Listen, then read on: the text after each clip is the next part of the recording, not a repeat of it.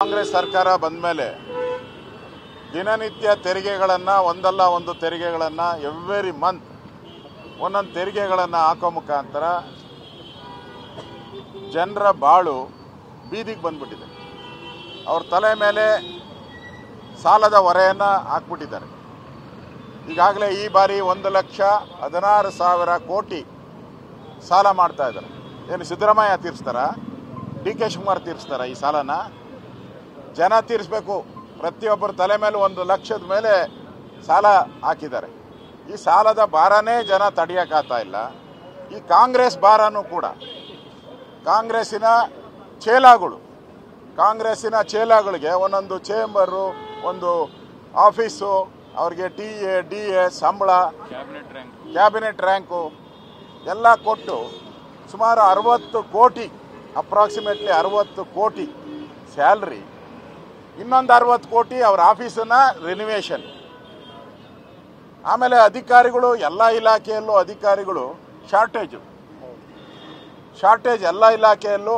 ಈಗ ನೀವು ಸೆರಿಕಲ್ಚರ್ ತಗೊಂಡ್ರೆ 70% ಶಾರ್ಟೇಜು, 70% ನೇಮಕಾತಿನೇ ಇಲ್ಲ. ವೆಟರ್ನರಿ 90% ಯಾರು ಇಲ್ಲೇ ಇಲ್ಲ.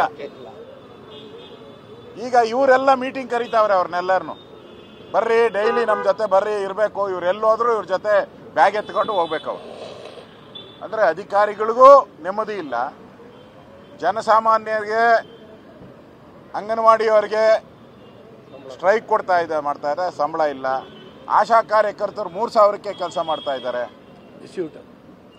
ಬಿಸಿ ಊಟ ತಯಾರು ಮಾಡುವಂಥ ತಾಯಂದಿರು ಬೆಳಗ್ಗೆಯಿಂದ ಸಾಯಂಕಾಲದವರೆಗೂ ಕೆಲಸ ಮಾಡ್ತಾರೆ, ಅವ್ರಿಗೆ 3,000 ರೂಪಾಯಿ. ಈ ಕಾಂಗ್ರೆಸ್ ಚೇಲಾಗಳಿಗೆ 40,000 ರೂಪಾಯಿ.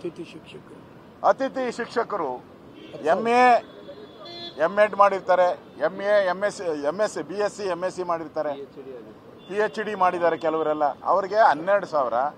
ಇವರು ಓಸಿ ತಿನ್ನೋರಿಗೆ 25,000 40,000. ಯಾವ ನ್ಯಾಯ? ಕಾಂಗ್ರೆಸ್ ಸರ್ಕಾರ ಬಂದ ಮೇಲೆ ದಿನನಿತ್ಯ ತೆರಿಗೆಗಳನ್ನು ಒಂದಲ್ಲ ಒಂದು ತೆರಿಗೆಗಳನ್ನು ಎವ್ರಿ ಮಂತ್ ಒಂದೊಂದು ತೆರಿಗೆಗಳನ್ನು ಹಾಕೋ ಮುಖಾಂತರ ಜನರ ಬಾಳು ಬೀದಿಗೆ ಬಂದ್ಬಿಟ್ಟಿದೆ. ಅವ್ರ ತಲೆ ಮೇಲೆ ಸಾಲದ ಹೊರೆಯನ್ನು ಹಾಕ್ಬಿಟ್ಟಿದ್ದಾರೆ. ಈಗಾಗಲೇ ಈ ಬಾರಿ 1,16,000 ಕೋಟಿ ಸಾಲ ಮಾಡ್ತಾ ಇದ್ದಾರೆ.